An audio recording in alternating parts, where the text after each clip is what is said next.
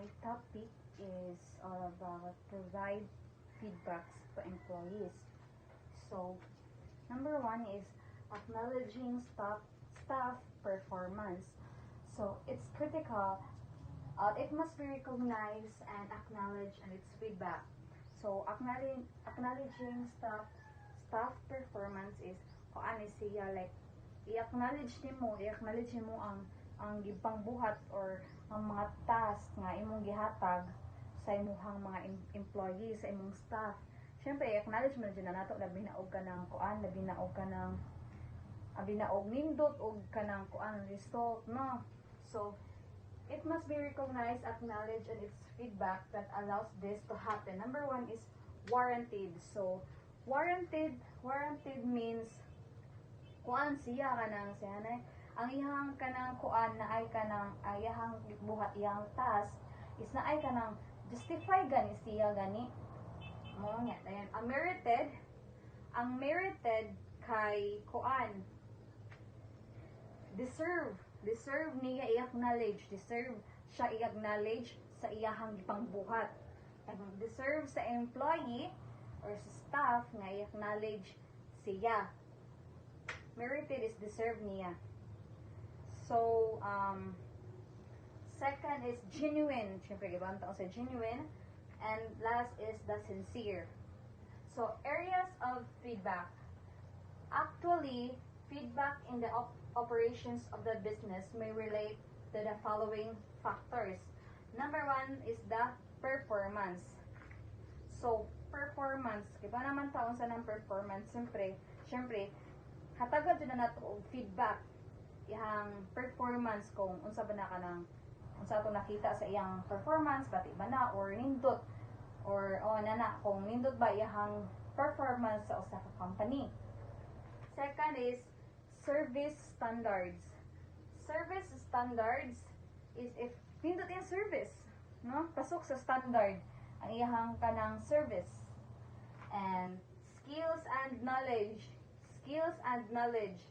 Siyempre, makatag yung feedback sa kuan, sa skills, sa usa ka tawo, no?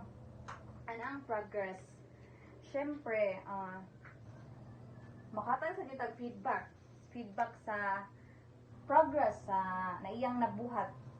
All of sa tanan niyang performance, unsa iyang kanang naba siya progress nga iyang na kuha sa iyang performance.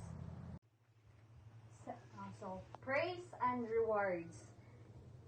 Praise and rewards. In general, any praise or reward you give must be given in the following framework. Number one is, it must be earned. It must be earned and not given without good reason.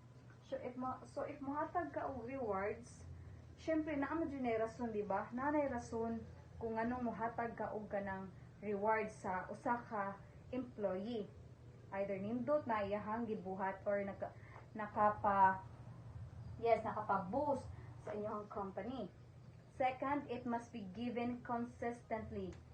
So, you should never favor certain staff or over others in terms of either praise or reward. Once you have decided which situations attract positive feedback, you should strive to give it every time that such a situation arises. So, syempre, mahatag og reward, dapat consistent ka mohatag og reward para sa mainganyo gani maganahan ang staff na magkanang kuan siya kanang dapat ninduton niya iyahang kanang kuan, ninduton niya iyahang performance para makadawat siya rewards. So, dapat consistently mo paghatag og rewards. So, third is, it must be given fairly. So, dapat fair, no? Why pinalabi? Wala favoritism. So di masad yun ang malikayan sa usa ka kumpanya nga inana na ay kanang mga inana pinalabi, pero dapat jud nga fair jud yung paghatag og rewards o fair mo pag-praise sa usa ka employee. And fourth, the last one, it must be genuine. Yes, dapat genuine imuhang kanang kuan, imuhang paghatag. Kanang truthful ka ba? Nang genuine imuhang paghatag sa reward. Kana. And feedback to modify and improve staff performance. So, number one is, so usap na ni feedback to modify and improve staff performance. So, kani siya is kanang, mura gani siya magkanang kuan mo, like, mag brainstorming mo, nya, nya ka na para, kung unsay ka nang sa tanaw niyo nga makapa-improve sa inyong company, mo na inyong buhaton. So, number one is plan the feedback. Yes, dapat yun nimo nga i-plan imuhang feedback. In advance that you will say, how you will say it, and where you will say it.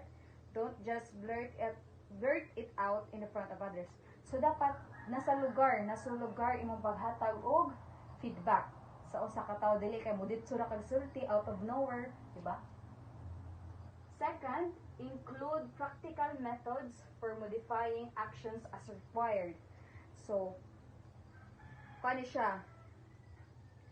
This can mean including coaching, demonstrations, and the provision of corrective action in the feedback process.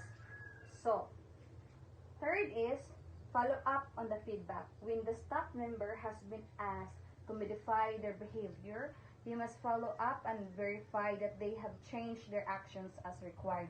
So, no, follow up on the feedback. So, kanang kuan if kanang gitaga, for example, kanang nay usa employee gitagaan nimo feedback ngay inana ang buhat ta kay mao ni kanang maayo inani kay nindot ni tay iyang gibuhat. So, mo follow up kag feedback sa iya ha, mo feedback na sa kagbalik inana sakto na imong gibuhat kanang kuan na maayo na inana padayon na inana ba. And yes, so the use of checklists by staff.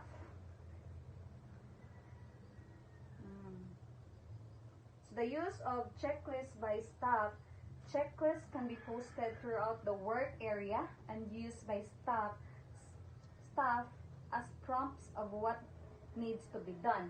So kani siyang checklist, the use of checklist by staff, like nasa like checklist kung sa ilahang kanang dapat kanang humanon, kung sa ilang mga dapat buhaton, and the checklist the use of checklist by supervisor.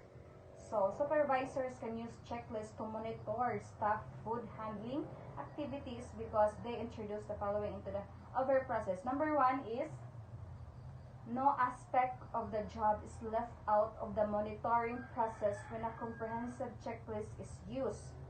Second, consistency across all staff whose performance is being monitored. All staff are evaluated against the same criteria. So, dapat monitor jud ang mga kanang mga staff, and naa sila i-evaluate according to the criteria nga ilang gihimo. And subjectivity in monitoring. The areas to be checked are dictated by the checklist and not by the whim of the supervisor. So, ang pag-check sa mga pag-monitoring, pag-check ko na siya sa usaka, like kumbaga sa ilang rule ba, silang rule na siya, dili lang kay gusto lang sa supervisor nga magkuan siya, monitor siya, mag-checklist siya, dili na siya daan. So, matters that are regularly occurring as non-compliance issues can be identified and feedback for training. So, top-up training can occur in-house. All topics contained on any checklist must be the subject of in-house training, so there is alignment between what is being supplied and training and what is expected in the workplace. So, dapat yun i-monitor no, kaya para may bawaan mo kung asa ni siya i-supply, inana. So, last is maintaining reporting responsibilities in line with organizational requirements. So, the need for having clear supervisory and reporting lines was explained in the previous section. Na-explain na to na, including ways in which to do a set of tasks. One of the key was to show authority in the workplace is to strive to become an effective manager and leader to your staff.